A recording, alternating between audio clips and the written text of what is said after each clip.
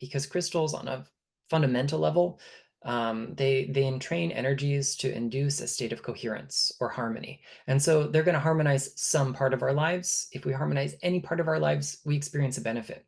In the case of building meaningful communication, I might look to something like rutilated quartz instead. Rutilated quartz works almost like this kind of, we'll say, psychological antenna that allows us to ensure that no matter the medium we're using to communicate, the message is being communicated effectively. And it also works on our own antennas to receive someone else's message. Sometimes we got to read between the lines. Sometimes things make us feel so vulnerable, they're hard to put into the right words. And what I find about rutilated quartz is it reinforces the connections that we've got to ensure that we come from an authentic and liberated kind of communication.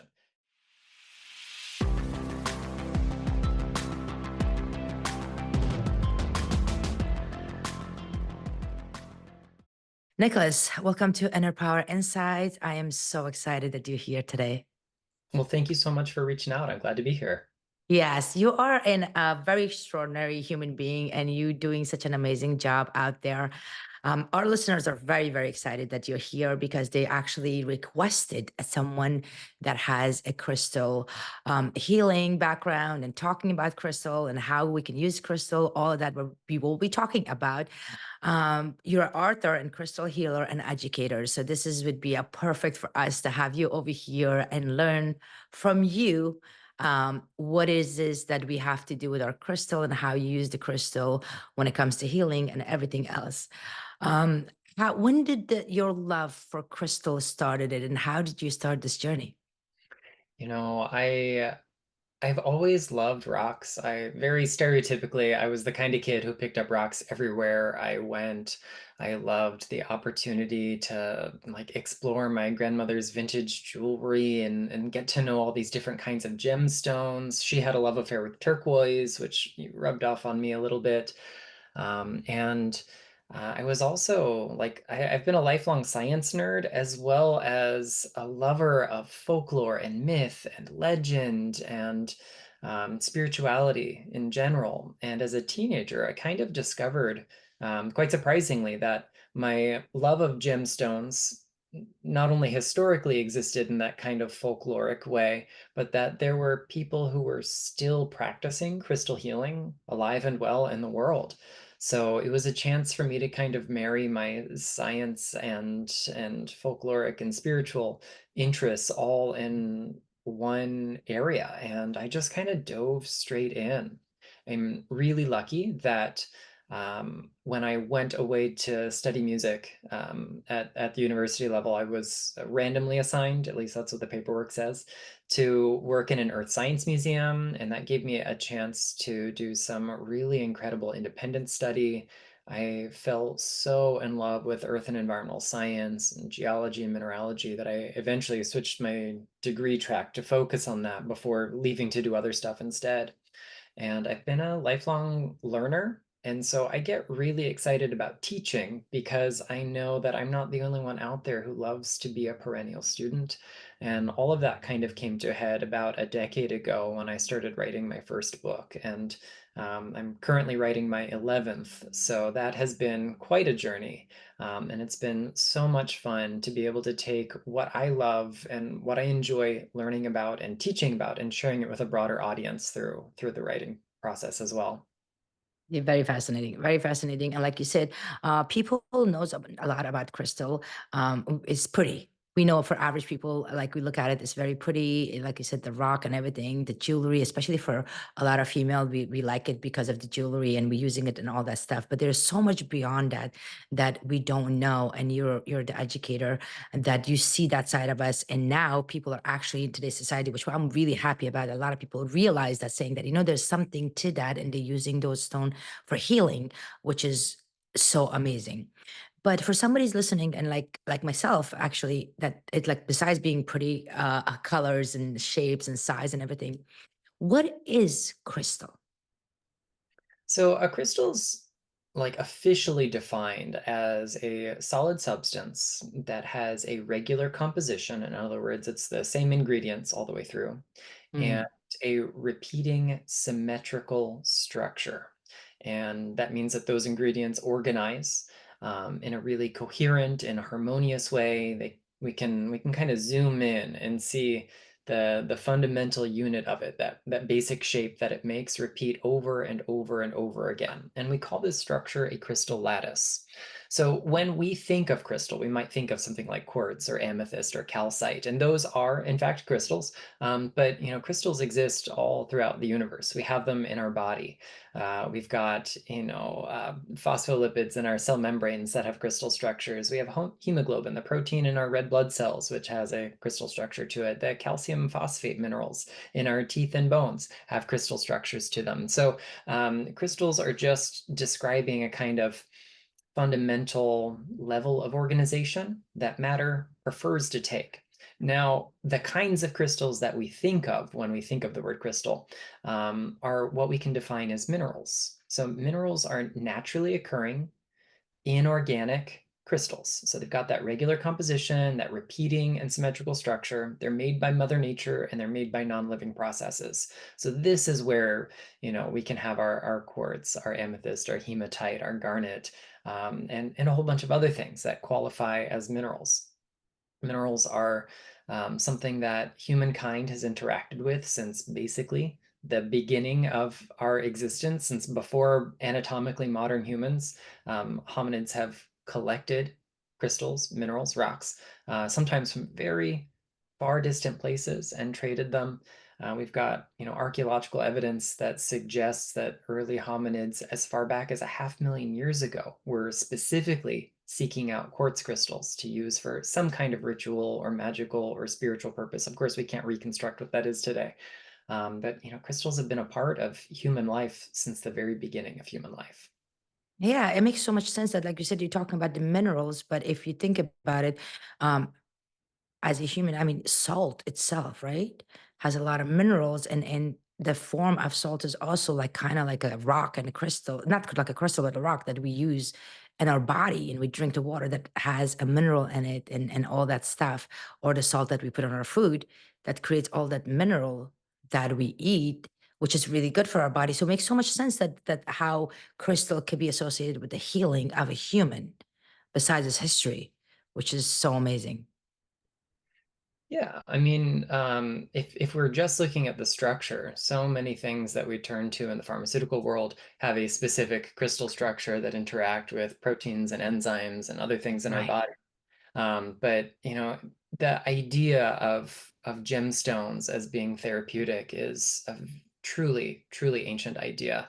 Some of the Yes. earliest samples of writing that we have, cuneiform tablets inscribed in clay, are descriptions of gemstones and their therapeutic, their medicinal properties, their magical and ritual uses, as well as their monetary value. So gems have always kind of been situated at this place where lots of different ideas and purposes converge. And that's something that continues today. We use them in our electronics. We use them in making currency. I mean, we have to extract mineral ores to produce the metals that are used for, making money and backing currency in the case of precious metals. We use them in just every aspect of our lives. Yeah. So, how do we determine what a specific crystal does a specific healing? So there are a few different ways that we kind of arrive at these conclusions. The first one is tradition, right? If some of the oldest writing samples that have ever been discovered and translated are descriptions of the therapeutic properties of gemstones, then there's got to be some kind of tradition of trial and error and direct empirical experience that has been passed down through the ages. So we can look at what people have done before us. And that's often a great way that we come up with that kind of folkloric and traditional information. Another way that we can do this is by our own direct experience. Observe what's happening, feel out what happens in your body, your mind, your spirit when you meditate with, when you focus on, when you hold, carry, or wear a particular crystal or gemstone. So just see what happens over time We want to think of it as, I like to think of these kinds of observations as like collecting data. A single Mm, data point is not enough to create a trend, to observe a rule, to predict what's going to happen next. We want to get to know something really well over time. It's the same with people. We're obviously going to formulate an impression based on the first time we meet someone, but the longer we get to know them, the more complete a picture we have to understand what makes them tick and how they go through life. So it's the same when we build a relationship with our crystals. Um, by by taking a deep dive at these two kinds of approaches, our personal experience, our intuitive experience, as well as tradition, over the years, I've started to notice that there are trends between the composition, the structure, the way crystals are formed, and what they do for us energetically and spiritually. And this started back in my museum era days when I was still in college. I would notice that, I'd be sitting there holding a mineral I'd never heard of that had a really complicated name that I couldn't look up in any of my crystal books. But it felt very similar to maybe another mineral. And when I'd look that one up in my crystal books, I would notice that they had similar compositions or a shared crystal structure, or they might form in similar environments.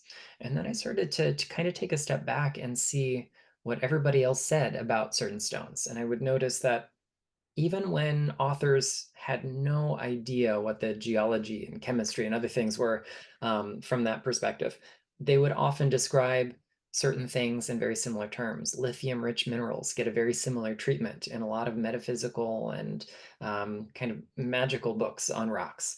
We start to see throughout history iron rich minerals being described in similar terms, similar themes, even when people didn't know they were made out of iron, and other layers kind of came to light. So I started to kind of go through the literature, go through my firsthand experience, observe the effects of things in real time with students and friends and clients, and notice that we can uncover a lot about what a crystal does by knowing what it's made out of, by knowing the kind of basic crystal structure that it has, and also understanding its formation process. And so, in my work, that is one of the things that I love to explore because oftentimes we're gonna encounter something that's not in our crystal books. I've mm. got 500 or so crystal books behind me on the shelves because I'm a nerd and I love to collect books and I love rocks, and that's like the perfect combination. But I still come across minerals all the time that just don't appear in those, or new discoveries that nobody's ever written about yet. So I can, of course, rely on my own experience, but if there's no tradition that I can compare that to, what I can instead do is say, okay, well, this is rich in silica and aluminum and lithium, and it has traces of chromium in it. All of those things give me a clue to its energy.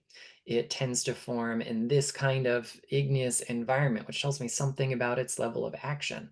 And it has this monoclinic crystal structure, which kind of, we'll say, shed some light on the personality of that crystal. So I call that decoding crystals.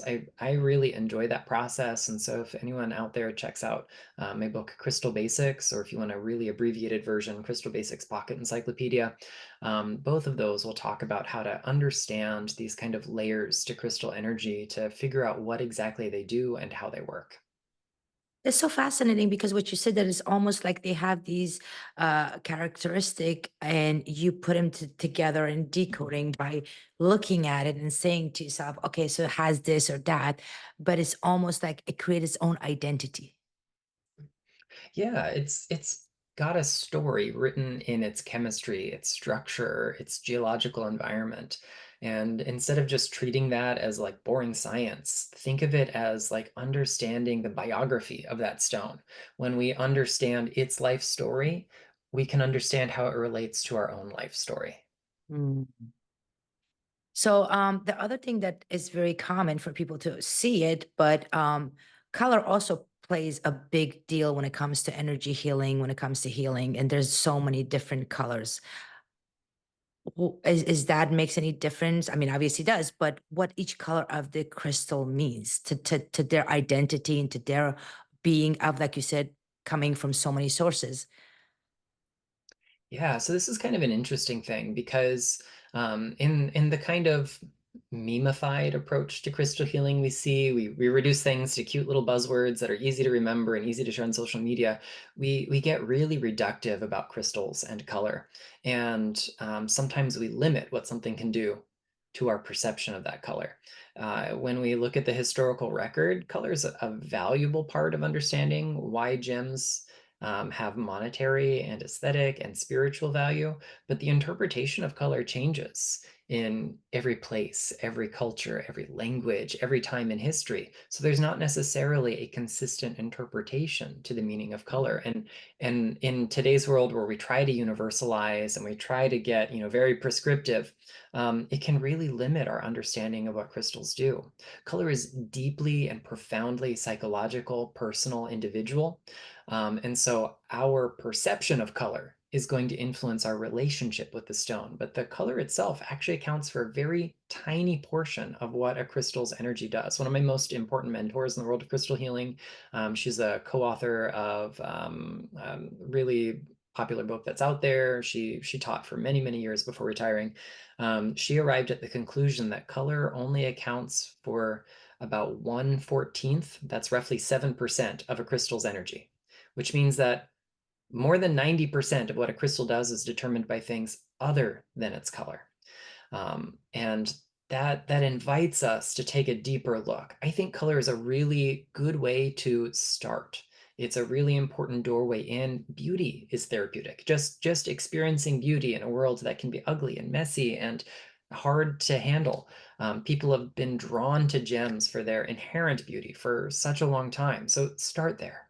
But don't limit yourself to color. Another part of this is it's so easy to rely on these interpretations of like there are energy bodies with the chakra system that have these Mhm. seven centers and in those seven colors of the rainbow.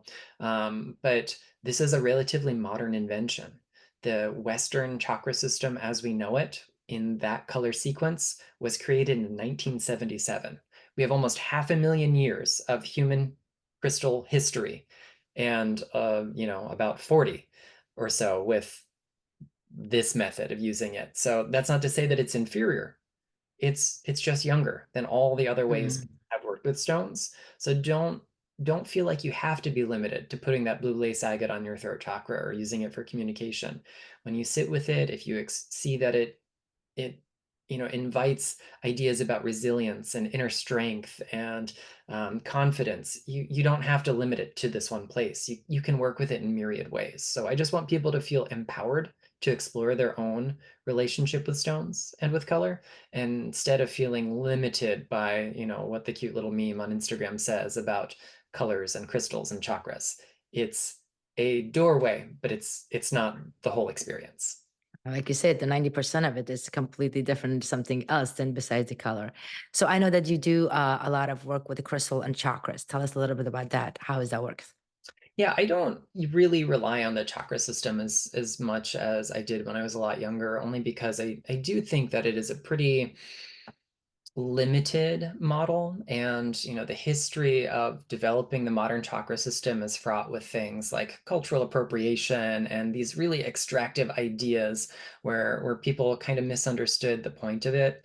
It Hmm. has evolved into its own practice as a Western energy model that is super useful to a lot of folks that resonate with it. I find it a good teaching tool for people who have that background, but my own work is a lot more organic these days. Instead of relying on these specific points on the body, I really try to develop my own kind of personal relationship with where in my body I feel the deepest resonance with a given stone. Where in my body do I sense the greatest need for its energy? Where in my mind and my heart and my spirit? And so when we take a step back, instead of trying to force a square peg into a round hole, we can we can give ourselves permission to really say, hey, placing such and such stone on this chakra doesn't seem to be having an effect for me. But when I place it here, when I meditate with it there, when I just hold it in my hands, I get a lot more out of that experience. I think that is really where the magic is at, because ultimately, better than a codified, structured, dogmatic approach, um, allowing yourself the permission to build an individual relationship supersedes anything else.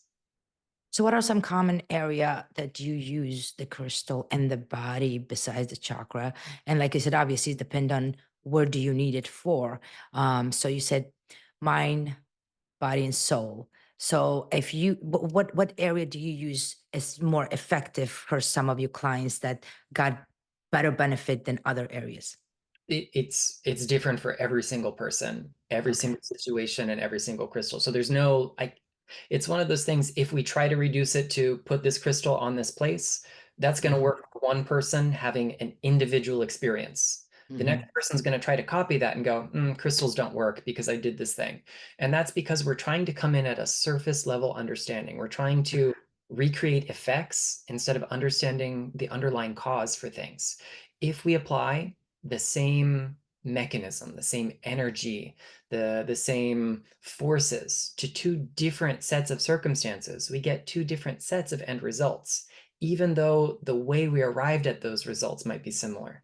So instead of trying to say, put this crystal on this place, it's really doing self-reflection. The best work that we do is introspective work. The best work that we do is asking a lot of questions, a lot of why. What am I feeling? Why am I feeling it? Where am I feeling it? What crystal supports me best through this emotion? What crystal represents the outcome I desire when I process this energy, this situation in my life? And really trying to individuate it. When we get too prescriptive, we can lose all the nuance and then we lose all the magic. So give me an example of like, for example, something that is concern for people and they wanted to heal that area of their life. The most common one I'm gonna pick one. So because our listeners are like always ask me a question about this. So for example, relationship, a romantic, loving relationship is not working. How would you approach that? I mean, the this first layer to that is asking what isn't working.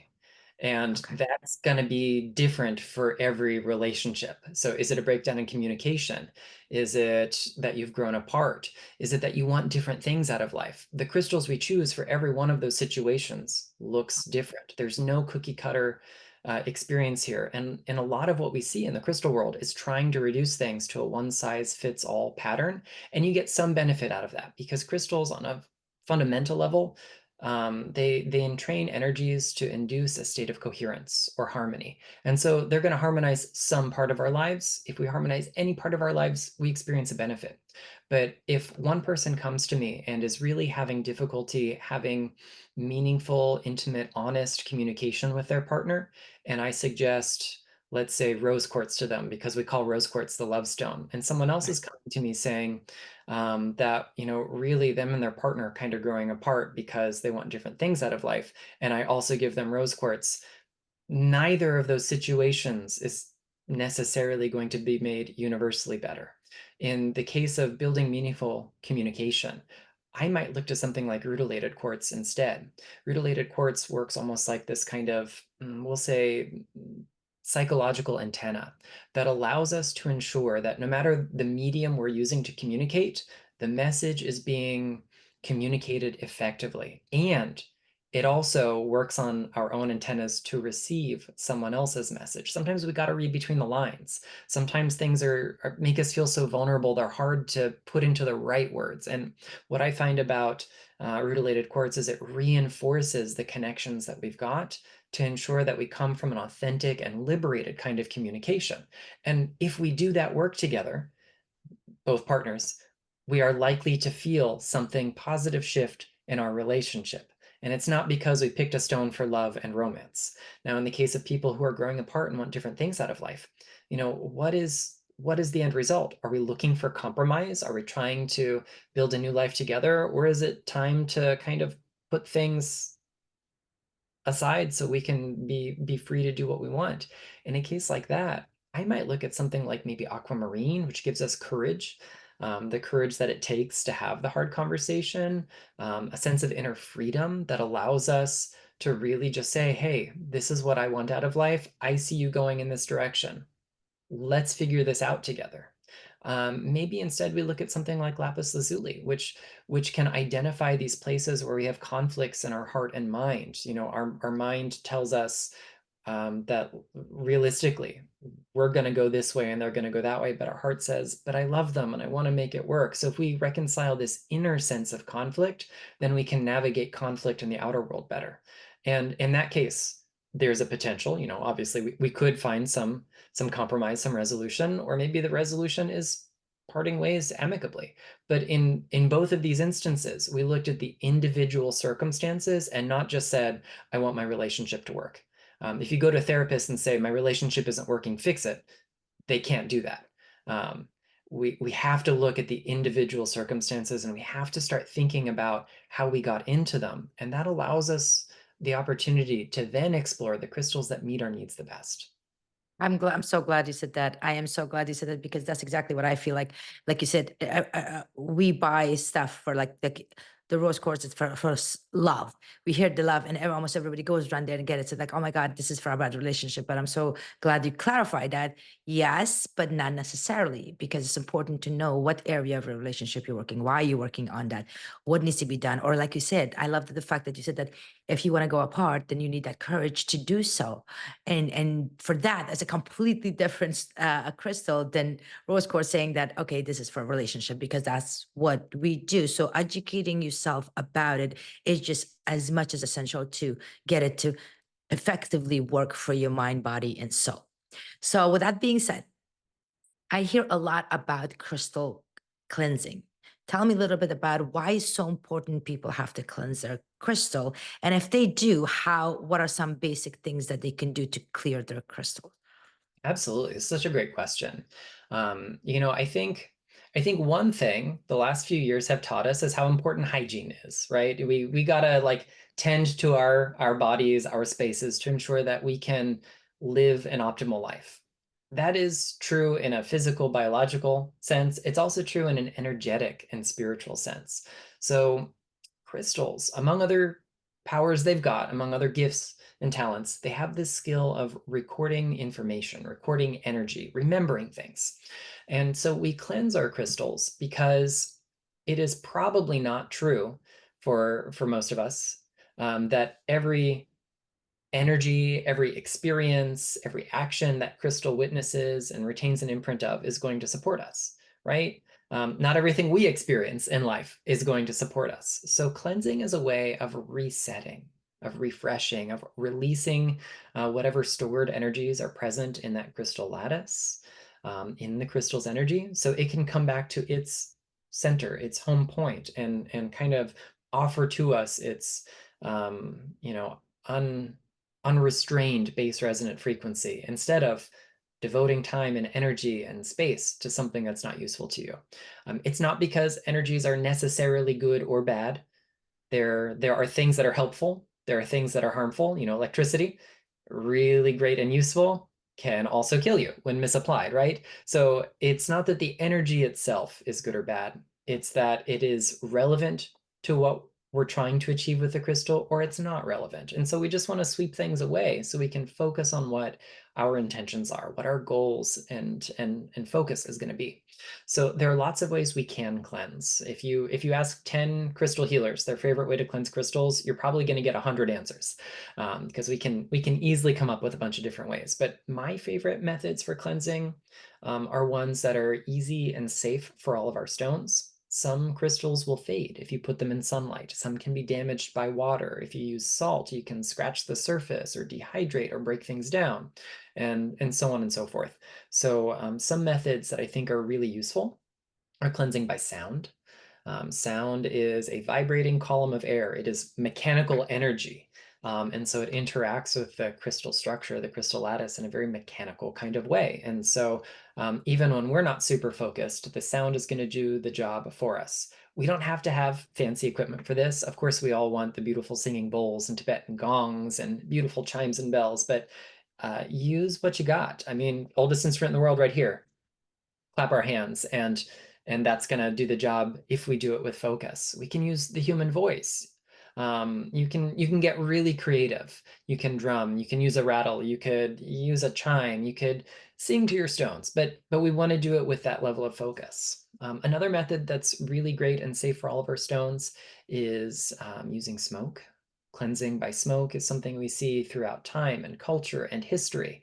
In different cultures, we find different plant materials being burned, from resins like myrrh and frankincense and benzoin to sandalwood and palo santo and cedar wood, um, leaves and buds and flowers. So lots of things can be burned for cleansing. We can even use commercially available incense. The more natural stuff is more effective than the kind of artificially scented stuff. And this is one of those practices that works best when we clear our mind and set our focus before we engage in it. Smoke is great because we can cleanse lots of crystals at once, clear our whole space. If you got a big collection like me, you don't have to think too hard about it. The challenge is we can't set things on fire everywhere we go. If we do this in the office, maybe Cheryl next door to us is gonna be like, "What are you doing? You're making my allergies go crazy." So we got to find another method. Bringing your Tibetan singing bowl into the office is gonna maybe attract too much attention as well. So my other favorite method for cleansing the crystals is using the breath. When we get really clear about our focus, our intention, if we can couple that motivation with maybe an image or a symbol of cleansing. I like to use the kind of metaphor of, this brilliant white light that just dissolves any disharmony or disruption. And when we couple those kind of internal parts of us with a focused and directed breath through the nose, we can generate a tiny bit of resistance as air comes through the airways. And that resistance actually creates a very, very tiny ionic charge, a little tiny bit of electricity in the breath. So the magic of some physics and some internal psychological spiritual energy gives us a really effective way to cleanse the stones. It feels funny to like huff and puff at your stones the first couple of times you do it, but I find it a really beautiful meditation because using the breath in a really intentional way also cleanses us. It clears our mind. It gives us a sense of inner spaciousness, and then it has the same effect on our stones. And great news, we have our breath everywhere we go. So we don't have to worry about whether or not it's a sunny day or a cloudy day, whether it's the full moon or the new moon, um, uh, whether we'll be able to get access to salt and water and smoke. Like we can just use the breath all the time. And I've got some detailed instructions for that in several of my books just because it's one of my favorite techniques. Which we will definitely talk about your books, but I love that you said the sound. The sound is also just simply by playing, like when you meditate, you get like some chime or something that you're playing. Um, that would itself is help, but because I heard that some of the crystal people, they're putting like a little on their phone, they put like soft music. Like you said, if you're in the office, if you do that, it's not as disturbing as if you're like banging on the stuff. And the breath is so important. You can take it anywhere. You can be with it all the time. And not that's like one doing one thing for two purpose. Not only you cleansing your crystals, but I love what you said, yourself. And it just like it gives you that energy of releasing.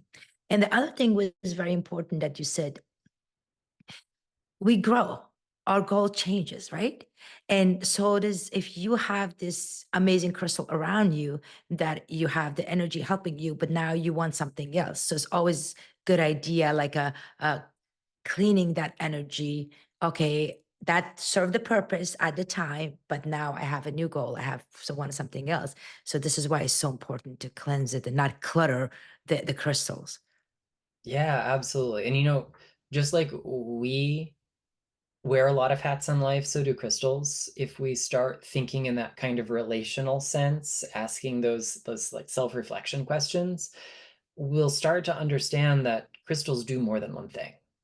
We say rose quartz is the love stone or citrine is the money stone, but that's like it's like the tip of the iceberg of its whole picture. So that act of cleansing becomes this opportunity to reflect on like how we want our relationship with ourselves and our stones and the bigger picture of life to develop and grow over time. It gives us permission to do more than one thing, to be more than one thing, and to hopefully live a more fulfilling life. I'm so glad I'm having this conversation with you. I'm going to ask you the next question, but I already know the answer in my head because talking to you. So, because normally, typically, like you said, we're going by what we know and what the society expect us to do. So, certain stone is named for certain stuff. That's great and everything. But listening to you now, um, I'm sure the answer is going to. I got the answer, but for the listeners, um, let's just say we want to have a five basic crystals. What is your recommendation, that knowing that okay, I don't have to have love court just for the love of the thing? What would your recommendation for somebody beginner to have a couple of crystals just to start with? So I'm going to answer this two ways. Um, Okay. the perfect world way that I would love people to approach this is like if you're newbie to the crystal world and you're trying to pick your first few stones, give yourself permission to fall in love with something.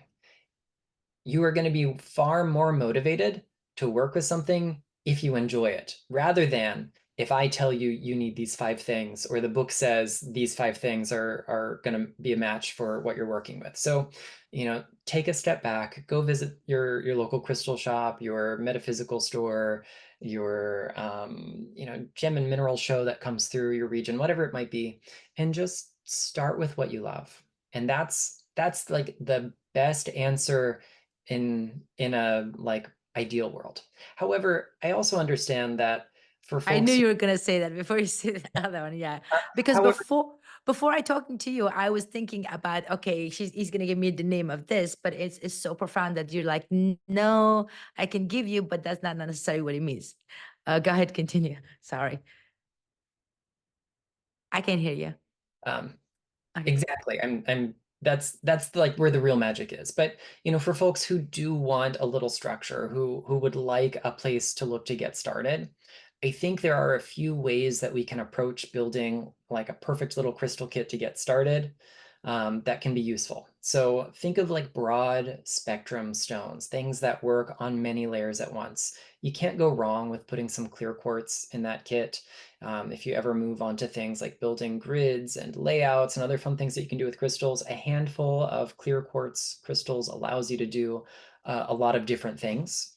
And it works on every aspect of life. It is very multifaceted, no pun intended, and is a great ally for us. I also think it's really crucial that we have a supply of grounding stones, things that are anchoring, things that provide stability and ease in life. You can choose the one that matches like your life best, but we're thinking of things like black tourmaline and hematite and onyx and jasper and maybe tiger's eye. There are just so many, but I think a really good grounding stone is useful. I also think that it's great to have things that do the opposite of that, things that feel really expansive, that maybe help our perspective lift up and beyond our ordinary state of being. So you might do this with a stone like selenite, or maybe what they term these high vibration stones, things like tektites and moldavite and phenakite. Some of those get really spendy, and when we're just getting started, it's really not necessary that we reach for the top shelf stones unless you love them and they're in your budget, of course, by all means. Um, and then for the rest, what I would say is just pick things that reflect the areas of life you're working on. If we're really working on emotional balance, find things that relate to that for you. If we're really working on building a stronger foundation for our career, look to those kinds of stones. So if we pick a few well-rounded ones, then we can customize the kit with things that are really like uh, right on the head for what we want to create in our lives. Well, what I'm getting from this is that, and you mentioned this before, not so much focusing on how one crystal is defined as one thing, but what it pretty much it is that okay, if you're a beginner, you get something for that. Those are the intention, but it's really building a relationship with your crystals. Absolutely. And this is where things like color and things like those like really short descriptions are useful to us as beginners because it gives us an open door so we Right. begin to start that relationship. If I say, "Hey, I'm looking for something because I feel like the weight of the world is really heavy lately, and I'd like some help with that. And someone says, oh, you should try rhodonite, or you should try citrine, or you should try, something else. Then, that first description we get, that first relationship we build is useful, but it's not the only thing that stone does. If I asked 10 people in a room to pick a single word that described their entire life story, I think everybody in that room would struggle. We'd probably find something, but it's not going to tell our whole story, right? There's always something that's being left out. One of the great challenges in my career was writing a pocket encyclopedia with 450 crystals in it, and I had to fit, it's a book this big that I had to fit two crystals on each page. So necessarily, these are very short descriptions of what crystals do. So I had to like really put on my thinking cap and come up with what is the most complete story I can tell with the fewest words possible, understanding I'm never going to tell the whole story. The same is true when we go to the crystal store and we see the little cards that have the name and a description of it. It's like when you interview for a job, you create a resume specific to that job. It might look different than a resume for a different kind of job. It's also not your whole life story. It's just a sequence of relevant data points that work Yeah. in this case. And it is a great summary to get started with. And then as we build that relationship, we're going to notice things like, hey, I started working, like me personally, I started working with rhodonite for my anxiety. I'm a very tightly wound person, and that's just one of the experiences that I have to work with in life is that pattern of anxiety. And I started to notice other benefits. The longer I worked with rhodonite, not only did I find ways to like manage some of the symptoms of that to really help me stay grounded and find more ease in life and to practice surrender, it was also really good for my self-confidence because when so much of my bandwidth wasn't taken up by these horrible what if scenarios, I could cultivate my skills, my talents, the other things that I bring to the table, whether that's, in this career or in other ones that I've had. I've also noticed that it improved relationships because I had space for them. I was able to show up with a whole heart instead of with a heart that was burdened by all these other things. So rhodonite has these kind of ancillary benefits that are beyond just the main reason I came to it. And that's going to be true for all of us. Someone might be really drawn to citrine because they want to manifest abundance in their lives. And then they start to notice it's not just material abundance, it's not just their finances that improve, but other areas of their life get better too, because citrine's effects are not this laser pointed on a single keyword or phrase, but it's like a spotlight that Yeah. spreads and covers so much of us. That is so beautiful. It really is. It's just so magical and beautiful to see like there's so many characteristic and colors and energy and everything is on a crystal that you can so um use it for different area, for different thinking, for different emotion, for different things. But like you said, as a beginner, just to start with that, that meaning might change later on. Layout of the crystal. Is there any particular way that we have a layout? You talk about that. Tell us a little bit about the layout. Yeah, so there's some, we'll say, intermediate to advanced exercises. They're not complicated. It's usually not the first place we get started. That we refer to as making grids or building layouts. And these are like intentional arrangements of stones that for your average grid is going to be somewhere in our space. Maybe you put it on a table, on the floor if you've got space that won't get disturbed, on a shelf, wherever you like. If you've got a meditation space or home altar or something like that, that's a great place to do it. Layouts are like grids that we make to go on and around the body. So, if we really love working with the chakra system, maybe we choose a corresponding crystal for each of those energy centers. We lay down and we place them along those energy centers. Maybe we create a kind of net or map of the crystals around the body, and we lay inside that. So these are really great ways to kind of carve out time and space, which is important. If we say, okay, I'm going to work with rhodonite and I put it in my pocket, it's going to have a benefit as I go throughout my life. But if I'm not stopping and investing in that relationship and being intentional and reciprocal about it, how much is it really doing consciously for me? How much is it really doing, with me? And that's what it's about. It's again relational, which means that it's give and take, it's together. When we build grids, when we build layouts, it's an invitation to be really meditative. It's almost like the Buddhist monks making those sand mandalas, the whole Mhm. process of arranging those tiny grains of sand and creating this, complex geometric design is a meditative act. Same with our crystals. Thankfully, it's a lot easier to lay 6 crystals around the body than it is to spend days and days building a sand mandala, but we can be just as focused and present with that. And then when we lay inside it, or if we lay them on the body, it becomes really corporeal. It becomes really related to our physical experience, which is not to say that crystals are going to fix our physical body, but it helps us embody the goals, embody the intentions to bring things down in a really tangible way. So it's not just conceptual and philosophical and metaphorical. Those are really great lenses to interpret crystal energy, but how do we show up for those same goals? And creating layouts is a great way to do that. And so you can be super organic and freeform and say, I'm just going to be intuitive about how I want to arrange these. Or if you like more detailed instructions, you can also find them in lots of crystal books. It's almost like following a recipe. You start with the way the recipe is written, until you know what all the ingredients do and how you like them. If you say, hey, I really am not fond of clove, I'm going to use nutmeg instead. That works in some recipes and not others. And it's the same with our crystals. You might say, I'm not really fond of jasper, so I'm going to use hematite instead. Maybe that's a great substitution in one case, but less great in another until we understand why that crystal is there.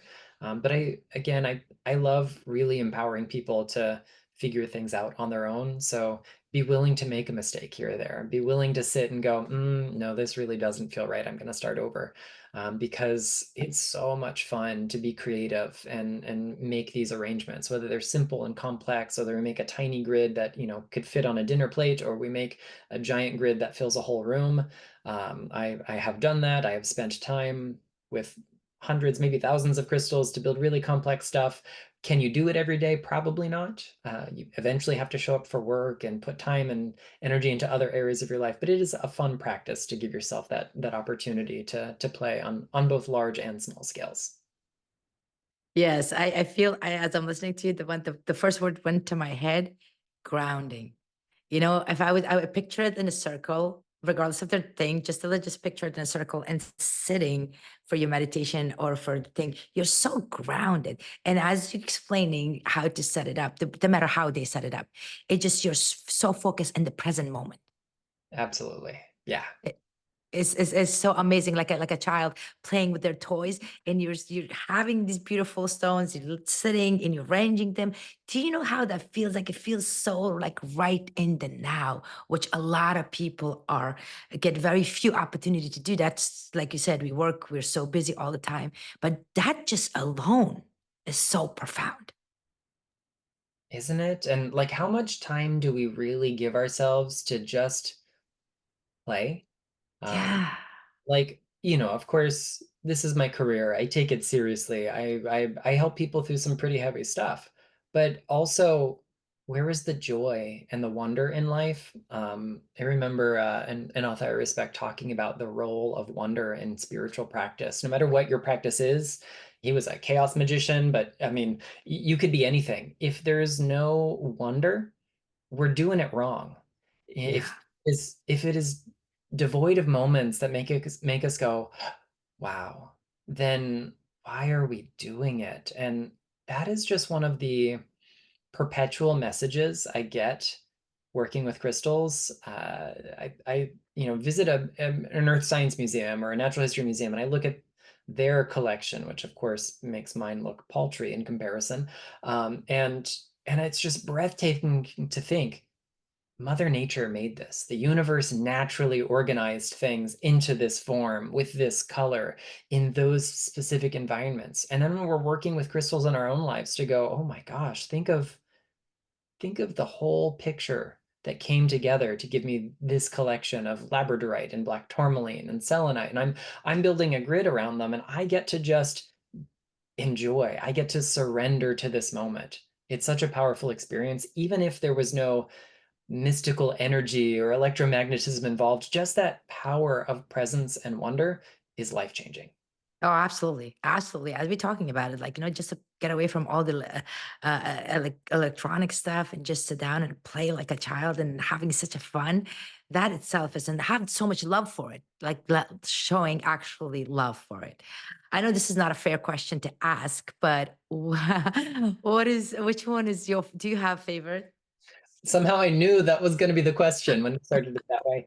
You know, I have several favorites, and the answer changes depending on what we mean by this question. So like my favorite mineral to collect, if I could only collect one species of mineral for the rest of my life, it's a no-brainer. It's going to be quartz because quartz comes in every color and so many different shapes and in association with so many other different mineral species and trace elements. So like you never get bored of collecting quartz. And I've got quite the collection of strange and unusual ones that have all kinds of weird things going on. And plus, quartz is abundant and comes in lots of other varietals like rose quartz and citrine and smoky quartz and amethyst, just to name a few. So that's an easy one. Quartz is the crystal that my grandfather gave me when I was 8 years old that changed my life, and here I am today because of it. My favorite to work with for my own personal journey, I've mentioned it a few times, but it's rhodonite. Especially in light of how people are feeling about the world today, specifically what's going on in current events. Rhodonite is such a great comforting stone, anchoring to our emotional body in particular, that it almost acts like an anchor to stabilize us when we have an upwelling of emotions. And those emotions don't have to be good or bad. Emotions just are. We don't have to try to, you know, gaslight ourselves into thinking certain things are better for us than others. Like just have a rich and varied human experience, but sometimes being human sucks. We're not going to sugarcoat that. So Rhodonite helps us kind of have grace for ourselves in those moments. But my favorite gemstone, just because it is beautiful to look at and cool, and it was like the first gem I really fell in love with when I kind of came back into collecting later in my life, was Petersite. And Petersite is sometimes referred to as the Tempest Stone because it has this swirling mass of chatoyant fibers and different colors that look like swirling storm clouds. And one of its messages is teaching us how to weather the storms of life. So it's not very common, and really good quality Petersite is expensive. I have lamented that over the many years of my collecting, but whenever I find a really great piece, I'm always in awe of its beauty. Now, you're in the process of releasing your new book.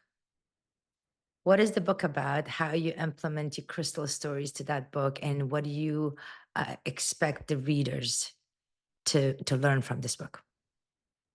Yeah, so my newest book is called Crystals for Psychic Self-Defense. It is a compilation of 145 stones for um, Wow. protection, banishing, binding, boundaries, all of these things that, so many of us benefit from. And the book was kind of born out of two parallel ideas. My whole life, I have been labeled highly sensitive or empath or other kinds of things. Whether or not I got a chance to figure that out for myself, other grown-ups around me gave me these badges of honor to wear. And sometimes uh, trying to live up to that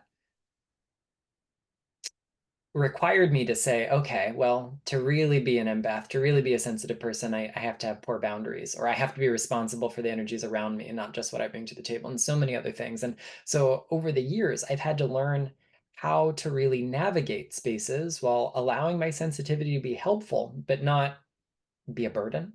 How to show up for people without taking their problems home with me at the end of the day. And so that's like one like personal part of how it's a my life story and the story of crystals and protection are intertwined. But on the other level, I've spent many years in this field, and over the last like 7 or 8, I spent a lot of time in our one of our local kind of metaphysical institutions here in Central Florida, a shop that's been here for quite a long time, and just serving the needs of diverse group of people that come and go every single day, the common denominator, the thing most, like more than any other request people have, is protection, safety, security, whether that's a social sense, a psychic sense, deeper spiritual sense. And like there was just no single guide that covered everyone's needs. And I can't profess that this book is going to cover everybody's needs because human beings are complex. But I tried to cover as many bases as possible in it. So it's going to include things like guided meditations for grounding and centering, how to kind of shield ourselves to filter out what isn't useful while still remaining open to letting the good things come and go. It's got advice for psychic hygiene, how to cleanse not just our crystals, but ourselves and our spaces, how to reinforce the energy of our home, our office, our other places that we spend time in. So that way we're less susceptible to intrusive energies and ideas and thoughts from the outside world. Then it's got a directory of 145 crystals in it, some very common ones that we're all going to know and love, and then some other more unusual ones that have been kind of informed by some of my journeys over the last few years. Yes, that's great. That's great. And I just love the whole idea that you not only healing using crystal as a healing, but you're educating people, because sometimes something become a trend and everybody goes after it. But you made it very clear that that's necessarily the case, because every individual is different. You feel different. Your lifestyle is different. Your perception is different. Everything is different. So the basic one I can give you and I can guide you to do this. Not only I'm going to guide you for the basic one, but I educate you to not only get the right one, but build a relationship with them, and the intention you're putting behind it and the way you're treating it. And I think that's really profound, that a lot of people will appreciate reading your book and learning from it, and then your own story of how you had to apply that in a certain way. Like you said, a lot of us grew up with this, identity that were giving to us, and we grew up with that, and we tried to um, be that, but deep down, it just didn't feel right for us. And some people take a long time to realize that. Others are like, you know what, that's great. Like you said, being empathetic towards somebody is good, but I'm not going to destroy myself in order to. So I think that is the biggest message people are looking for.